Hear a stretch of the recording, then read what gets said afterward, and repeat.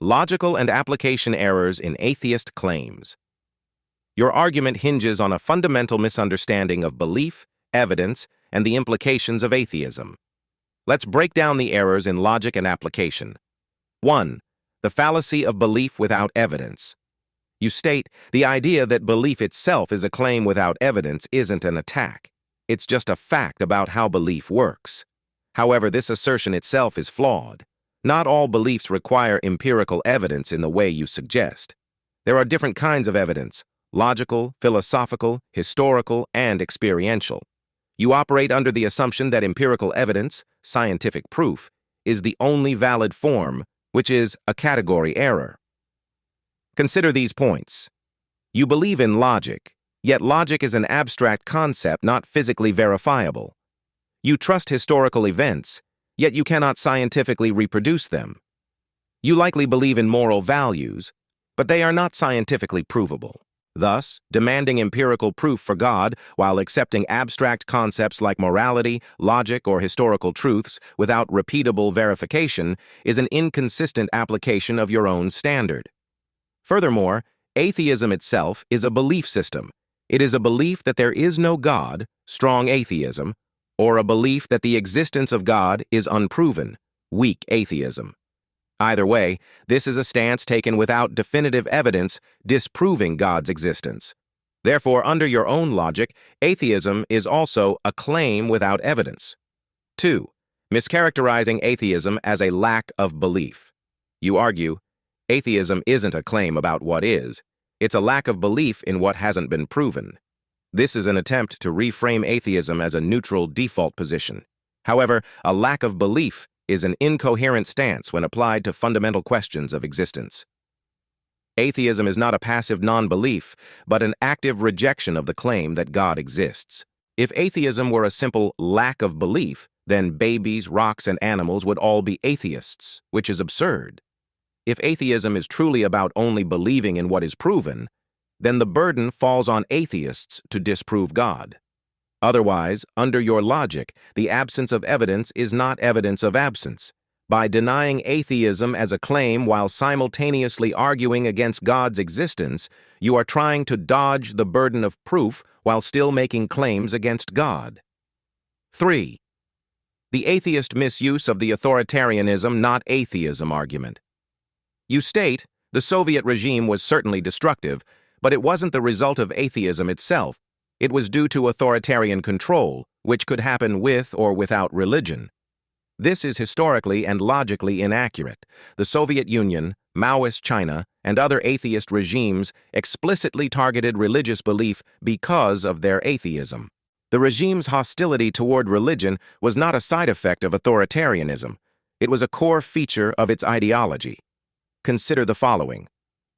Lenin and Stalin persecuted the Russian Orthodox Church, burned religious texts, and executed clergy because religion was seen as an obstacle to the state's absolute authority. Mao's Cultural Revolution targeted religious figures precisely because atheism was state-enforced doctrine. The Khmer Rouge in Cambodia massacred Buddhist monks as part of their commitment to atheistic materialism. The logic that authoritarianism causes oppression, not atheism, ignores that atheistic worldviews have no moral safeguard against such oppression. If there is no objective moral lawgiver, God, then morality is dictated by whoever holds power, leading to the very atrocities we see in atheistic regimes. By contrast, Christianity has built-in safeguards. The belief that humans are made in God's image upholds human dignity. The belief in a higher moral law restrains tyranny. Christianity's core teachings promote charity, justice, and accountability to a higher authority than the state. Atheism, by denying transcendent morality, provides no objective reason why mass persecution is wrong beyond personal preference or social contract, both of which can be changed at the whim of those in power. 4. The illusion of neutral, atheism.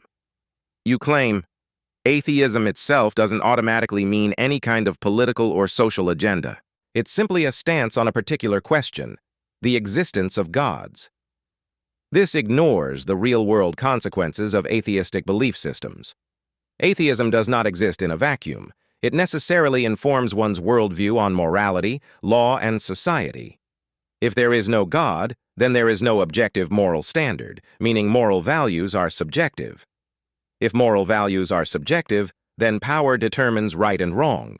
If power determines morality, then oppressive regimes can justify anything in the absence of a higher moral authority. Even modern secular societies demonstrate this.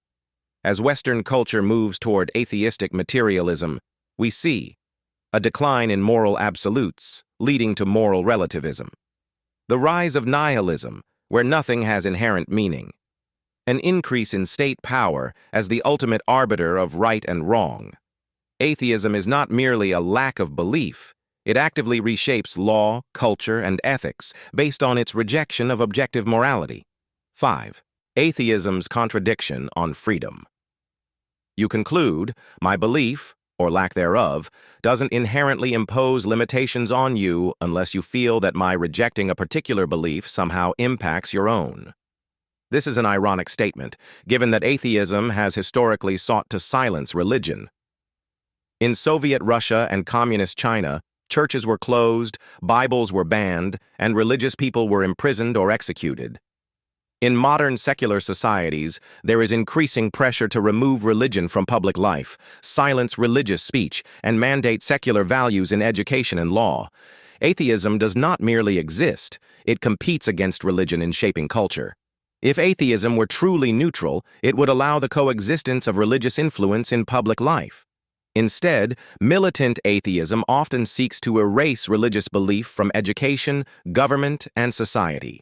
Thus, your statement ignores the historical and modern reality that atheism has led to suppression of belief systems different from its own. Conclusion: the fatal flaws in your argument. Your argument fails in multiple ways. 1. It falsely assumes belief requires empirical evidence while ignoring other valid forms of knowledge. 2. It mischaracterizes atheism as a lack of belief rather than an active rejection of God's existence. 3.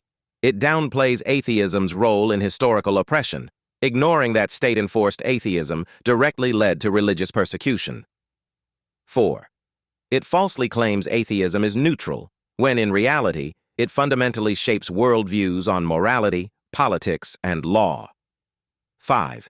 It contradicts itself on freedom, ignoring that atheism has led to active suppression of religious belief. Atheism is not a passive or neutral position. It is an active belief system that must defend itself like any other worldview. And when judged by its own standards, it fails to justify morality, freedom, and human dignity in a consistent way.